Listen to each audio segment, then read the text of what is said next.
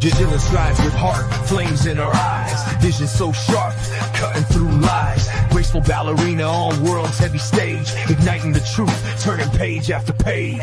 Unified fire, light in her veins, kick-starting the engine, breaking chains. Insight on high, she sees through the dark, pathway revealed, she leaves her mark. Flame and brilliance, born from the spark, one heart ignited, roaring like a lark. Unified forces making shadows depart. Jen leads us in this grand art. Her wisdom's a torch, eyes set on the goal. Destiny written deep in her soul. Fire and light, merging so tight. Powers combined to illuminate night. Jen's grace, lifting vision so high. Seeing the world through an eagle's eye. Heartbeats sinking like drums in the fight. Unified essence, burning so bright. Oh, flame and brilliance, born from the spark. One heart ignited, roaring like a lark. Unified forces making shadows depart. Jen leads us in this grand art.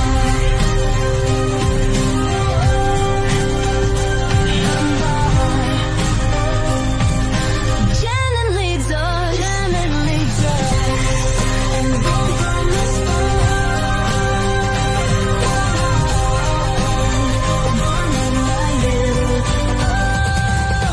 flame and brilliance, born from the spark. One heart ignited, roaring like a lark. Unified forces making shadows depart. Jen leads us in this grand art. In this grand art. In this grand art.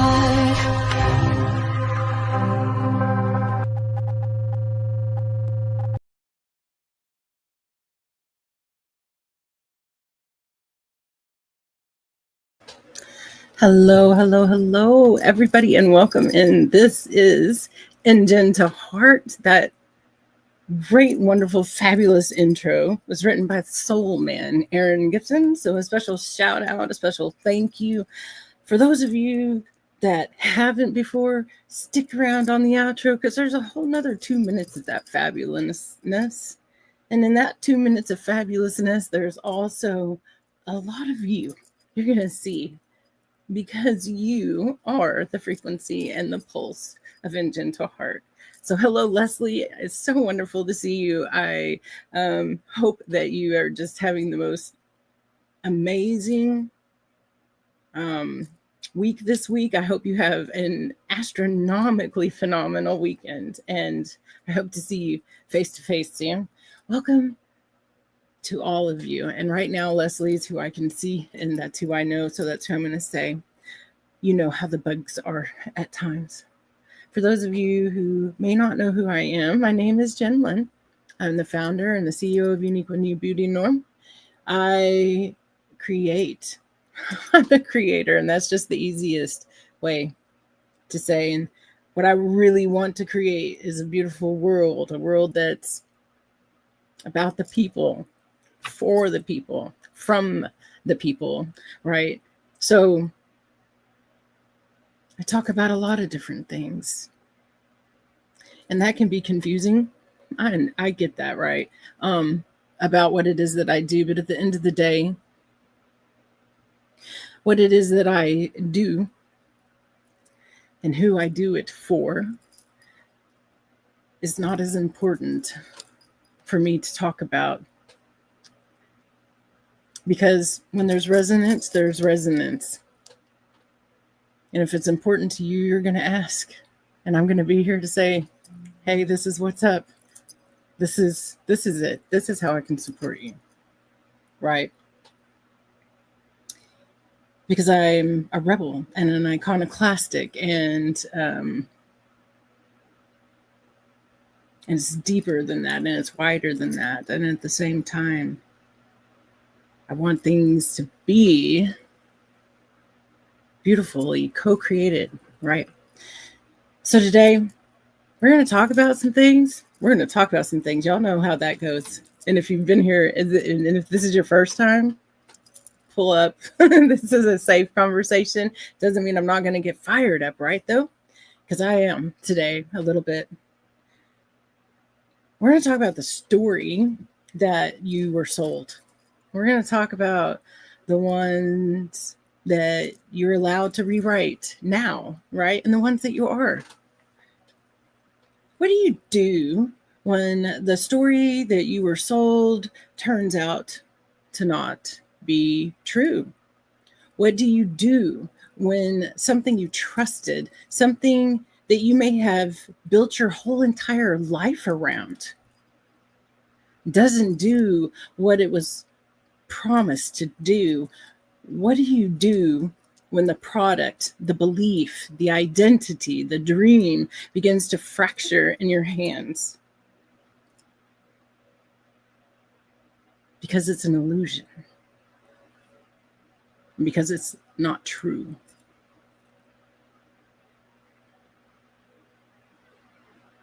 Have any of you all ever experienced that?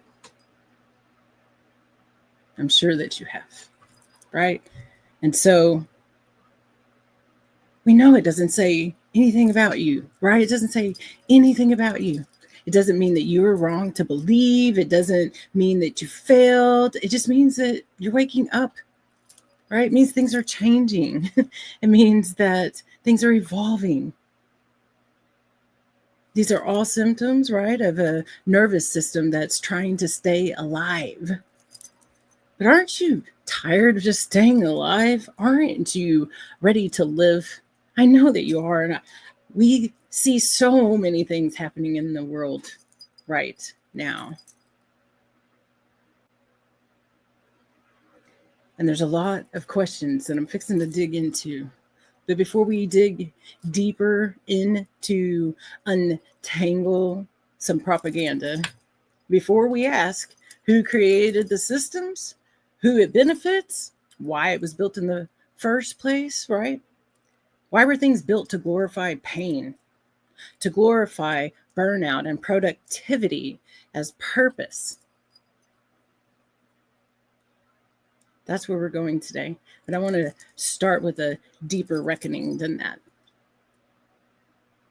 Letting go of a false story is dirty, sacred work, but it's dirty. It is grief in the bones. It is fire under your skin. But here's what I also know. When we see something, when we can see it, we can walk away from it. We can write it again. We can change it. We can begin again, and we can choose something different. That is a threshold moment. This is a threshold moment. Welcome in Sharon Rose, and welcome in Sharon Byrne and Riseability. Hello, I am having a great day. I hope you're having a great day as well, my beautiful friends. So awakening, waking, right? So for years, I kind of called it recovery. That word made sense to me until one day I realized that it really had become interchangeable with my experience of awakening. Recovery often conjures up images, right, of maybe alcoholics or drug addicts, and that's fair. I was one, right? But it also creates an unspoken division, a hierarchy of suffering, because it tells us that unless our coping has a label, that we must be fine. We're all recovering. We're all awakening, right, to false beliefs that we've been handed, to things that we adopted, patterns we adopted to survive, right, to the people and systems that we fused with what we needed to fit in, right?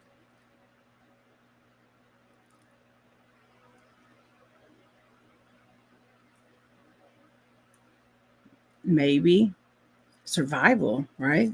And that can look like a lot of things.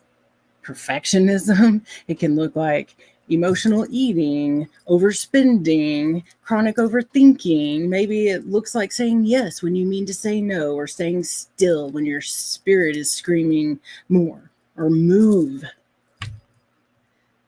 Right? And so now I want to ask those questions.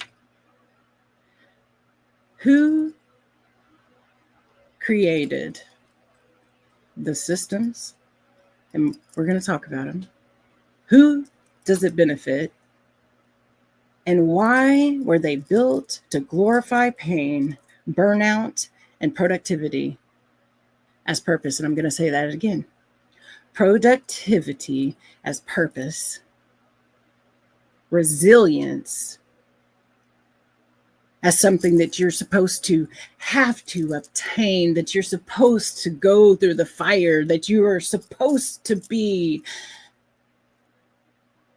going through the process that turns you into a diamond.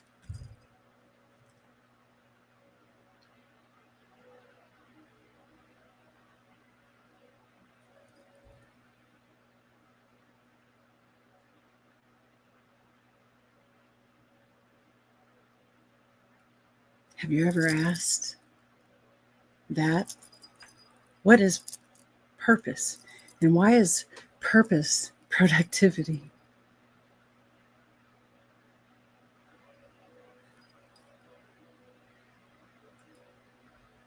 Why is pain glorified as a beautiful process that turns you into something stronger, resilient, so that you can keep taking it and taking it and taking it? Purpose is a survival mechanism, and so is resilience, right? So let's talk about it. From the ancient day to the present, there are doctrines across history that have preached that suffering is noble and it is redemptive. It's even necessary for salvation and enlightenment. And it carries this narrative that refines purpose through pain, ensuring obedience and intolerance of injustice. Colonial and industrial era ideologies during colonialization and the rise of industrial capitalism, hard work through suffering became a virtue, especially for the lower classes, because resilience narratives were weaponized to justify exploitation of labor, land, and bodies. Okay. Cultural myths and meritocracies, modern Western societies create that, especially in the US, often equate success with suffering and hustle. You are told if you just grind hard enough, you'll win. And this keeps us blinded as a people to systemic inequality, blaming other individuals and ourselves, right, for failure. Toxic positivity and pop psychology and self-help, right? The commodification of mindset.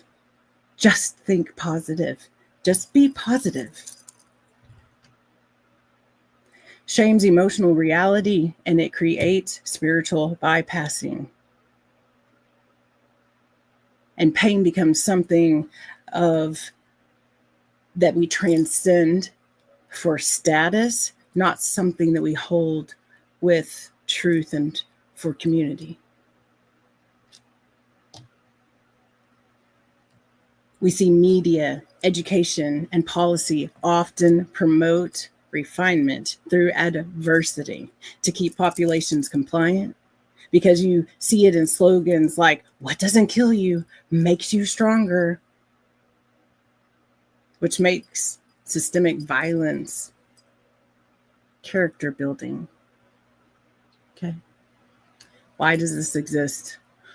Why do I say any of this? It exists to maintain control. If we believe suffering is part of a divine or a noble path, we are less likely to rebel. If we glorify resilience without questioning the source of suffering, we accept our conditions. Meanwhile, oligarchs extract labor, resources, data from a populace that's too busy surviving and improving to organize or resist. I have key terms, and they're this: glorifying resilience keeps us proud of surviving instead of demanding to thrive. Refinement in fire is used to justify systemic harm. Toxic positivity hijacks spirituality to avoid the truth. Carrots distract us from solidarity. And oligarchs in abundance reflect the grotesque imbalance that are built into all of these systems. Because I believe there's a counter narrative here.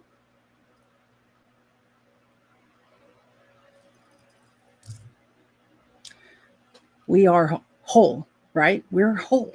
We don't need, we can, but we don't need to. We can choose to, and real choice, to grow, to expand, to learn. We shouldn't have to do it. Resilience should be a response, not a requirement. Purpose can arise from joy and connection and justice and not survival.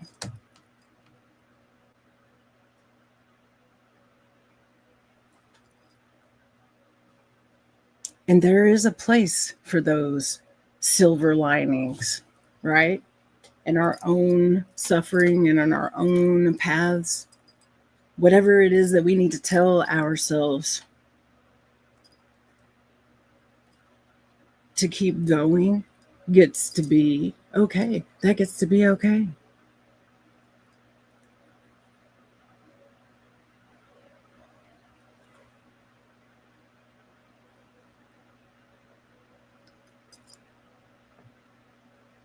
But recognizing that there's another side is something that I think it's so important, because everything has been twisted into doing, right? So the modern world, especially post-enlightenment and industrial capitalism, redefined purpose as output.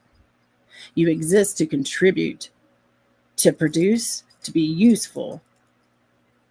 And that robs people of their inherent value in simply being. And it disconnects us from spirit and body and earth and one another.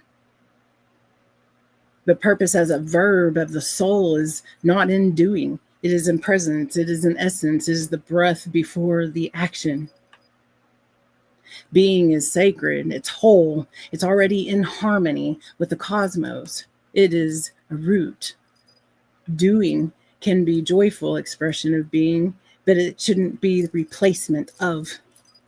And if we collapse being into doing, we lose access to awe and to stillness and to enoughness. Purpose, as it's commonly sold, is linear, it's task-based, and it's externally validated. Resonance is relational, it's vibrational, and it's experienced, and it's not a mission, it's a moment in existence that already exists. And when we enter into resonant states through peace and love and creativity or deep knowing, we don't achieve purpose. We become witnesses to transformation. That witnessing is a miracle. But is it purpose?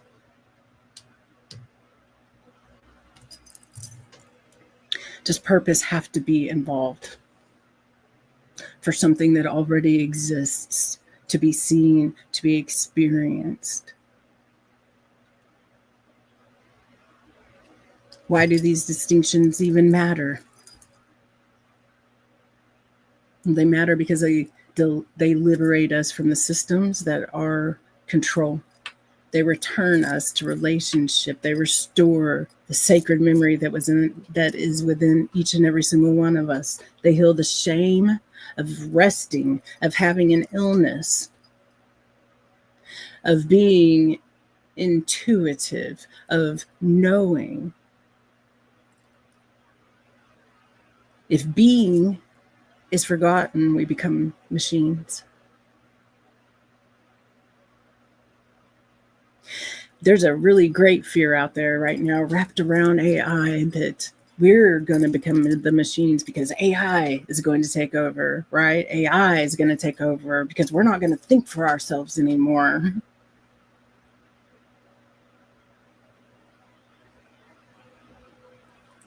That's not true. It's true if you write that story. We're the machines now.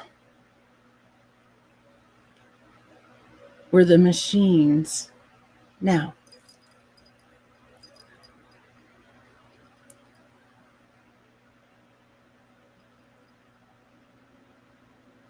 Even if we have good boundaries. If we're working for purpose, if we're working for resilience, if we're asking other people to work for their purpose and their resilience, that's the machine. If resonance is lost, we chase after empty noise. If purpose is distorted, we perform instead of become. And if remembrance vanishes, we re-enter the cage. We re-enter all the cages that we maybe have walked out of, maybe some that we never have. But even when just one person remembers, the whole world shifts a degree closer to liberation.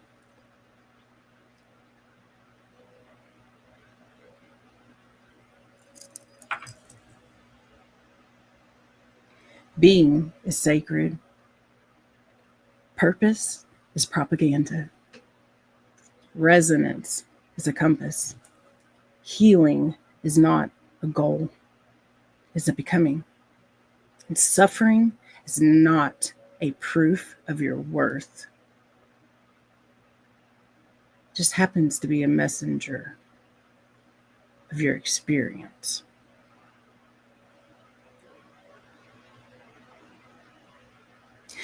There's never actually been a world free of dogma, but there have always been pockets of remembrance, indigenous ways of being, the Sufi mystics, Taoist, Tao sages, neurodivergent visionaries, queer uprisings, the Harlem Renaissance. Those are all examples of a yearning for liberation. I ask, right? Has it ever been? Has it ever been? And can it be now? And I do believe that it can be. But we have to change everything. The way we live, the way we write, the way we remember, the way we reign. There are thousands of quotes about resilience. Most glorify endurance and not reclamation. What doesn't kill you makes you stronger, says Nietzsche. Fall 7 times and stand up 8, says a Japanese proverb. The human capacity for burden is like bamboo, says Jodi Picoult.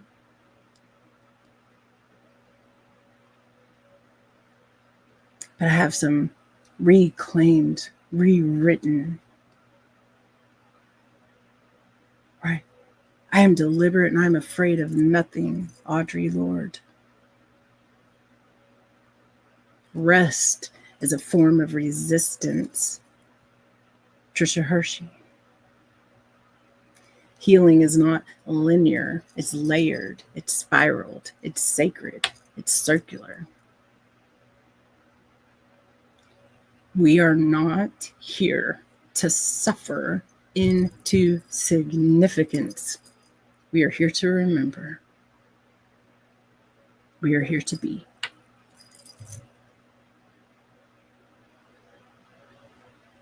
And so, living in a world where there has to have been thousands of quotes written about resilience, well, where did that even come from? Have you ever looked up the word resilience? Have you ever looked at its origin, where it started, its etymology?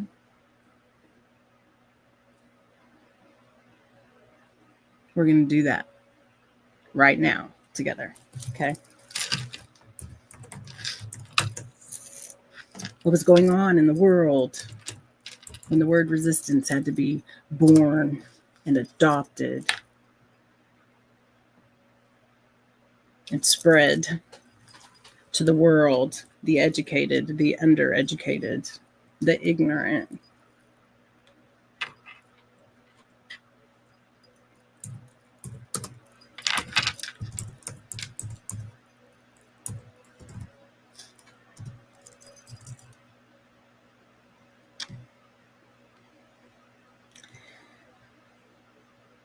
Resilience comes from the Latin term resilio, which means back behind, back from a jump, highlight, or bounce, right? The word resilience derives from the present participle of the Latin verb, meaning to jump back or to recoil, was the first use in 1620. Isn't that interesting?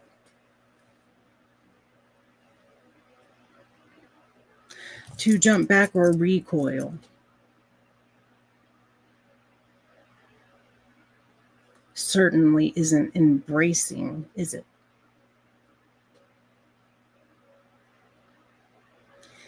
And then it got turned into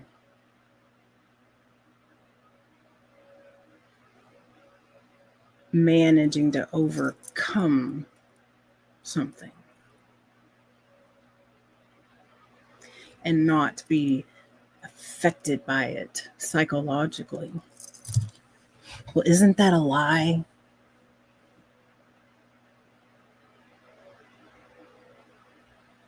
Isn't it a lie? When you go through things that you have to actually overcome, when you go through something that, when you go through the fire, you're psychologically affected by that. Whether you earn, build, wrap around, write the word resilient 1,000 times, you're psychologically affected.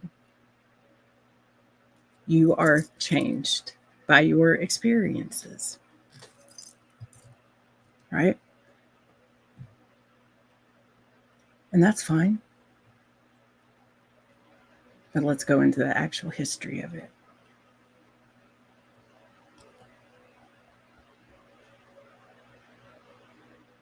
And I want to hear from you, right? Like, I want to hear from you. You don't have to agree with me. But do you? Do you, or are you a supporter of this concept of resilience? Are you a supporter of this concept that you have to learn, that we learn through pain? Are you a believer in the concept that you are who you are because of everything that you've been to and been through that made you who you are? All right? Do you believe that? Do you believe you're who you are because of the pain that you've been through? Do you believe you are who you are because of the endurance that you built because of that pain? Do we learn through pain? Or do we learn through repetition? Do we actually even have to experience pain?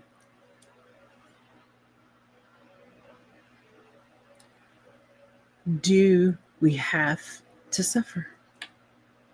And if not, who benefits from having a society and a globe and an entire existence that believes that? Who benefits from having those thousands of resilience quotes?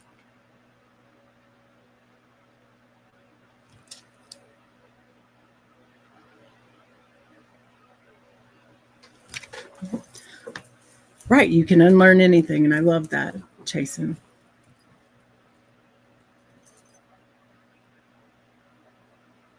And Nick says we believe that she believes that we learn through both pain and repetition.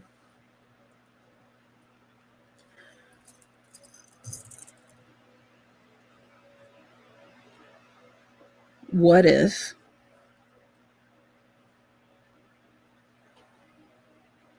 we certainly change our behavior, right? We certainly change our behavior when pain is used.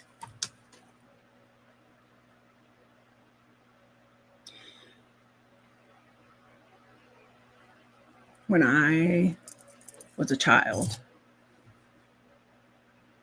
right, I was supposed to be left-handed. Today I'm ambidextrous, right? Sure, that's a benefit.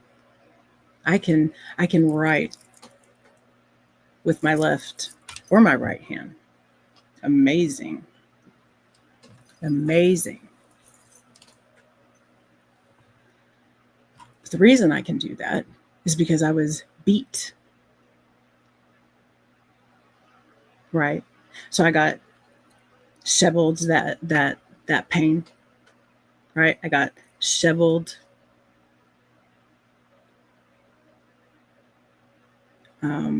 a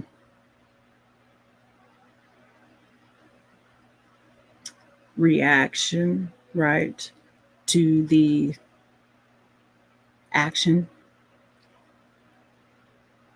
And when you're tortured long enough,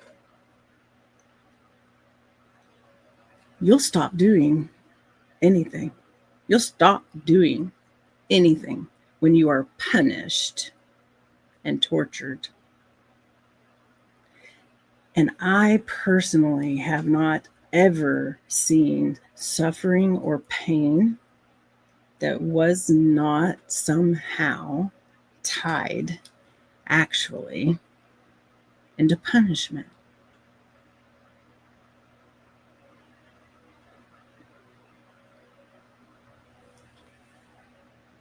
And I could have become ambidextrous because I wanted to, because I chose to. I already was ambidextrous, the truth is. Because the moment that I was beat into not using my left hand, my right hand automatically knew how to also write.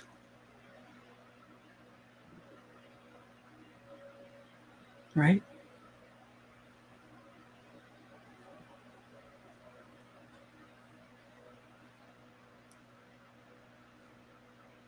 Do we have to suffer? Why? I believe in unlimited potential, so there must be a path without suffering in those potentials. Thank you, Carrie, because I believe that too. So I'm going to say that again. And I'm going to go back and say all of it. Right. So Leslie says, yes, there's a law of polarity. Socrates talked about recognizing pleasure with the relief of pain. Oh, there was something else that came in and it shifted. Okay. But the pleasure of the relief of pain. So, how could we know what pleasure is if we couldn't distinguish it from pain?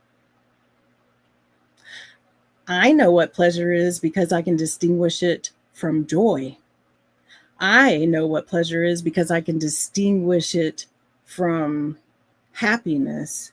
I know what pleasure is because I can distinguish it from any other sensation other than pain, other than pain. I didn't learn pleasure because of pain. I was born from pleasure. I was born into pleasure. I was born of pleasure.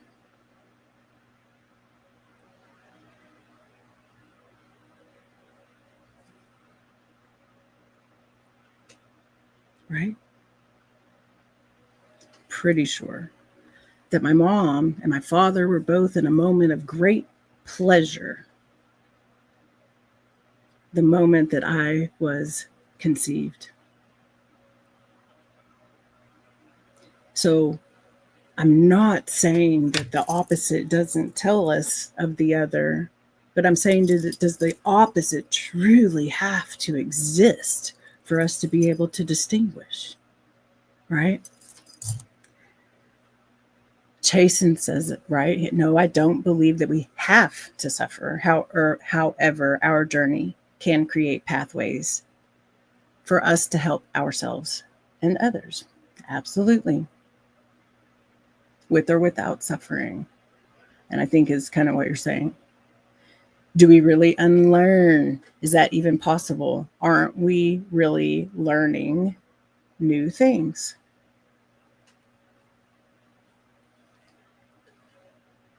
It's a great questions, Leslie. Fears are real experiences that are embedded through repetition. Absolutely.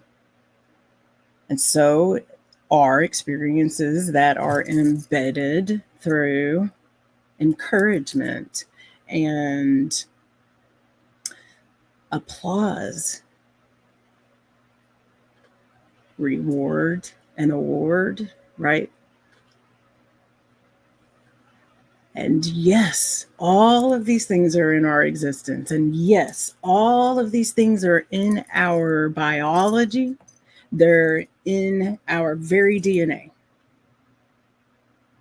because there's no separation. There's no separation.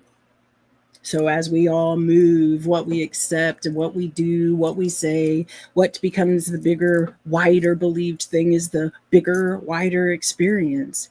Do you know that a lie, a flat lie, the more that it is seen, the more your brain will wrap around it because it's a pivotal choice time. And when it begins to make us uncomfortable because it's time to make a choice about it, we will either make a choice that it is a lie and that we want to figure out why it makes us uncomfortable, or we'll just begin to believe and wrap around the lie to not feel uncomfort, to not feel the discomfort.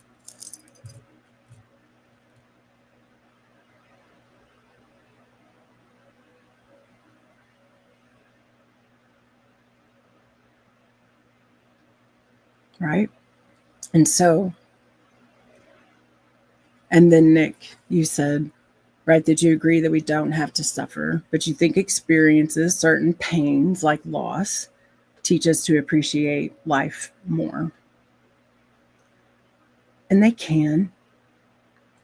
That's one way to spin it, right? Because there are a million ways to spin things. And I have absolutely said that myself, and I've absolutely used it myself, right? Grief equals you to the same place as love and compassion does. Equality, equity, it reminds you of what's important. It reminds you that you get to choose those things. What's important to you? What do you need to do to obtain them? It reminds you that this consciousness and this life has a limit, it has a time, right? There are plenty of things that it reminds us of.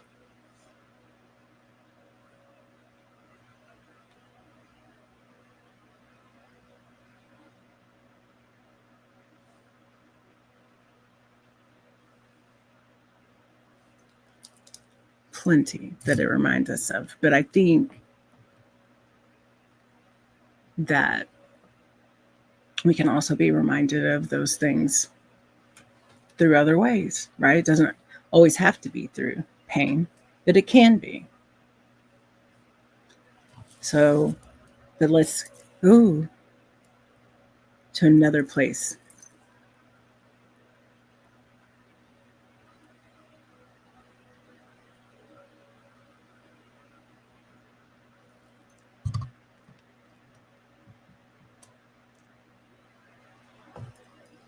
And I'm going to go back to my notes real quick.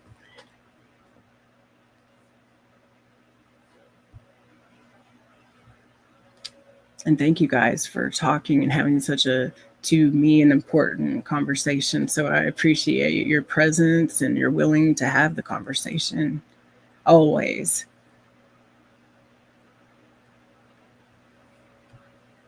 Important to me that we do that together.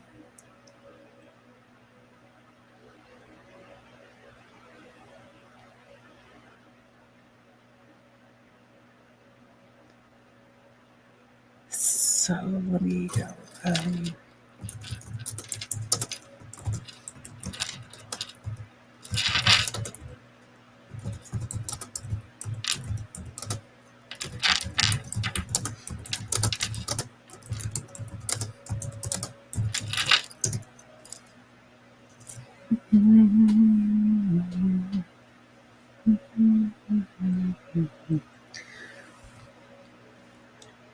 Will change can only happen through conversation. Yeah, right. And I love that.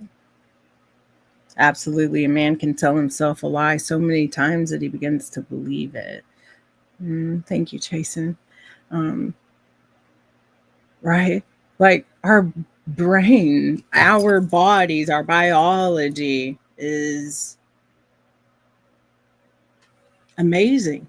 It's incredible. And it only cares about one thing above all else. One thing. And that is survival. Survival. That is it. Because we will believe that what we are doing is right, because you can't do something if you haven't convinced yourself that it's right.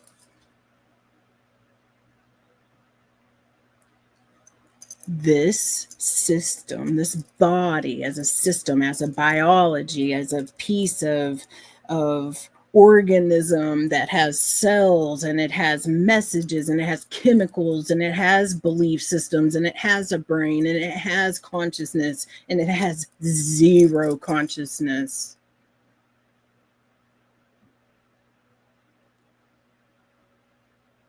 If you need to believe something to survive, and if you need to believe something to survive with the biggest mass possible, it is going to do that.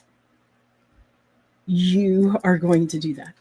No matter how awake you are, no matter how much you don't want to.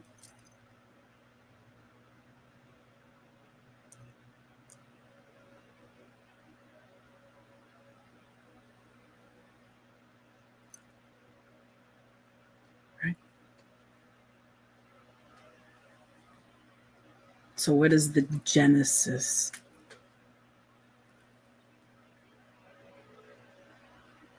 Let me ask you all, because we was talking about colonialism, and that's a big part of this, right?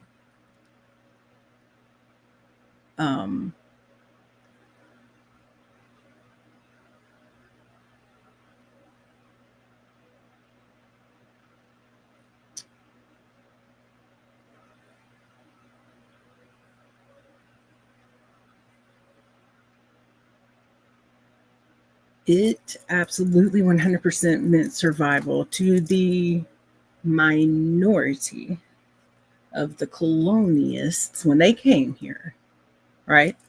When they came here, because they were the minority and because they were running from a huge minority, it was absolutely important, irrelevant in a story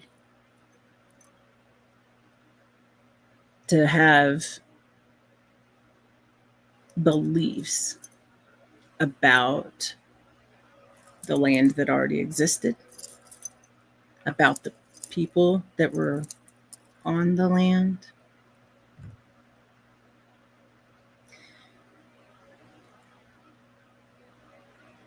And they had a dream too, right? About what it was supposed to be and what it was supposed to look like.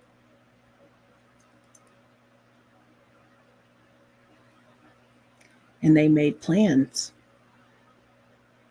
and they wrote stories and they made declarations and they made rules and they made laws around those ideas to ensure that those ideas, as sentient extensions of themselves, came into fruition.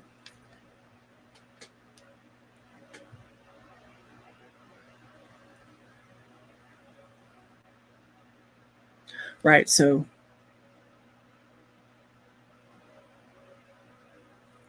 I don't care what idea it is, pick one. Pick any idea and belief and put a time to it. So let's say 1517.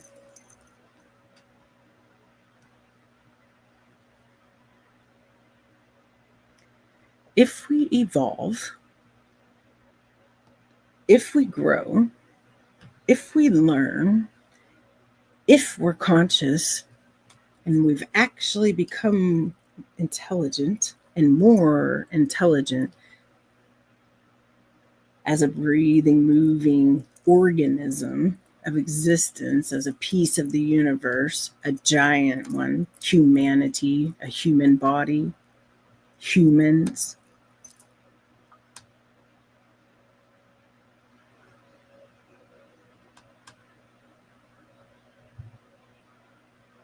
Would it make sense if we picked a belief system from them and brought it to the here and now?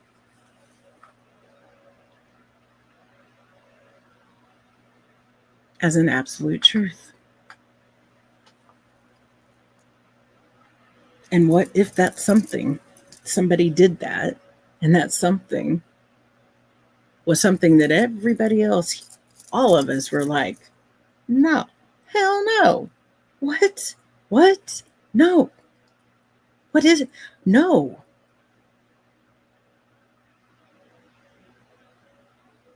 But we all became so pressed, oppressed, depressed, punished, starved. And if you manage to stay outside of that little loop, well, you got criminalized, you got demonized. And if that didn't work,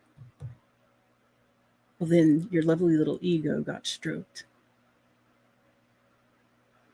into believing that it was something like resilience or power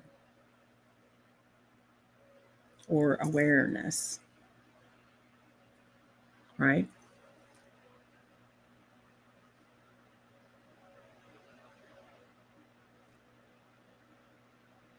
That scenario has happened over and over and over and over.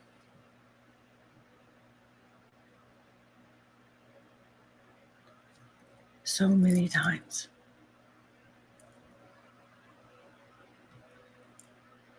And I probably should have said this before at the very beginning, that I do not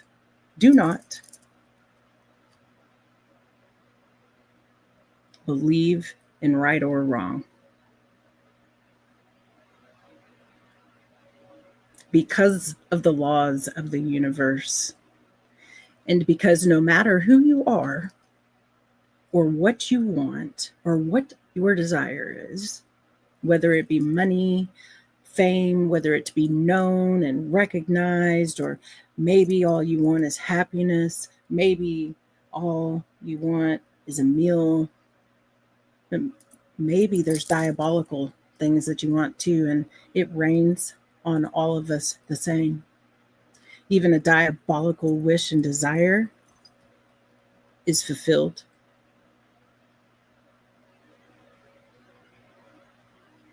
Does that make sense? And does the power of what we collectively can change make sense that that happens within us?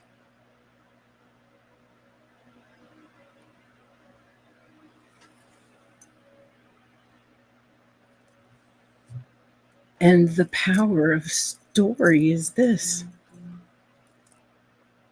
that we can choose, we have the power of choice to choose whatever it is, whatever it is that we want, and we can experience that. Trust me that I believed and received pain, torture, sickness, illness, and all of the things because somebody told me that that was a glory, that was something to be proud of. I was favored. That was something that got laid down by the hand of God because I was chosen. And also that was because I wasn't good enough, or because I had not accepted something from the outside in, right? All kinds of religious beliefs, all kinds of spiritual beliefs. There's all kinds of beliefs. But I believe right now, as it were, we're all in the room to decide something. And I do believe that we write the story. If you had the power, and if you have the power to say and change the story, if you could rewrite what you wrote right now, just even as an experiment, would you? Right? Because I've done those experiences over and over and over again, and my bias always proves me right, no matter what it is that I believe. No matter. Because a bias is always going to prove itself to be true. But I also have the ability to see the bigger picture about things.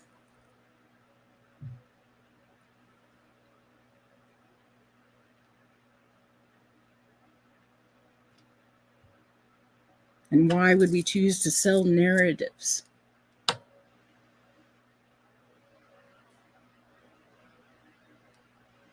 Just because it's the way that it's always been, or even just because we received something from it. Can't I receive the same thing from something greater, even, right?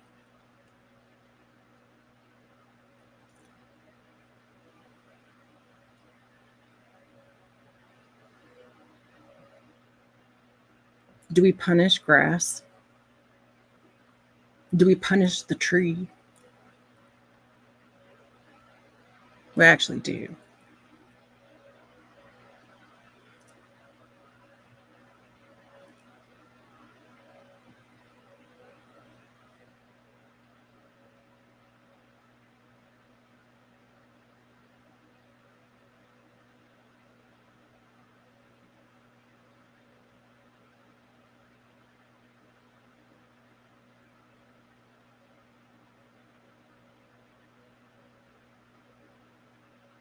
I don't believe in punishment or torture or silence.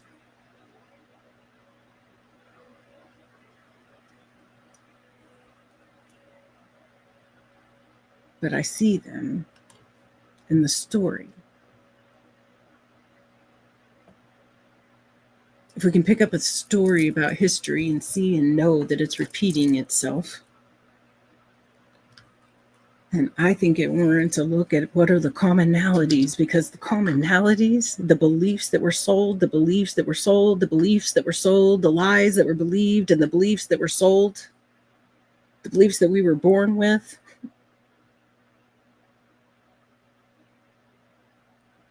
Like resilience makes you stronger. If we can ask those questions, if we can really look into those, why that was ever said, what, who grows from it, right? We can rewrite those narratives. And history changes, and the pages of time change. How can we really truly believe in evolution or call ourselves grown and conscious when we're living by rules and laws that are from a time that knows nothing about this time? They don't work in this time. Does that make sense? Right? Doesn't mean that they didn't. Doesn't mean that they can't or won't again. But are they working now?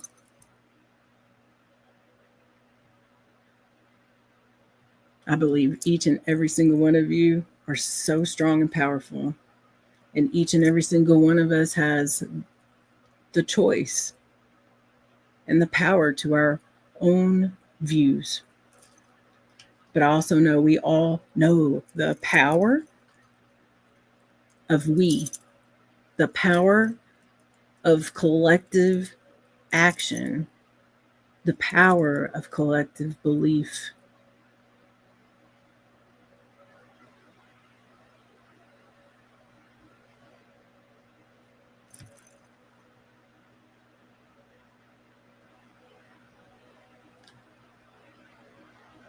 Thank you all. Of course, one last time for this day, although I'm going to say it a billion other times, for being here, for listening, for thinking, for ideating.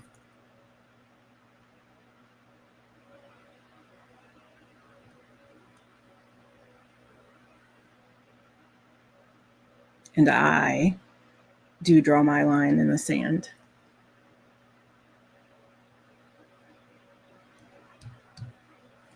I will not be grown by resilience. I will not look at resilience as a crown of achievement. I am not a part of hustle culture.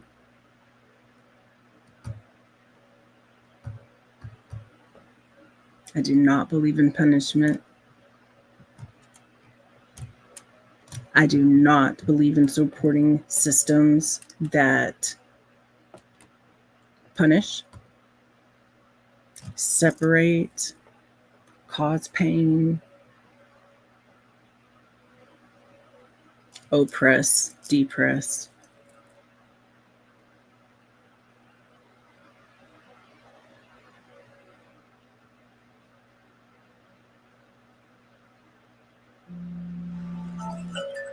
I believe in possibility, limitless possibility. And so maybe for 60 seconds before you leave, before I let you go, for 60 seconds,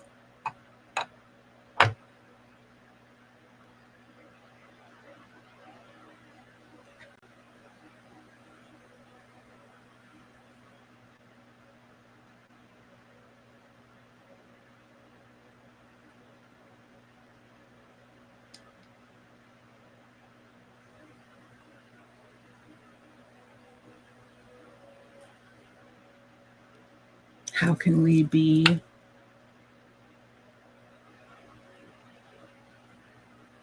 of service to possibility? I would love to be a partner with you in service of possibility.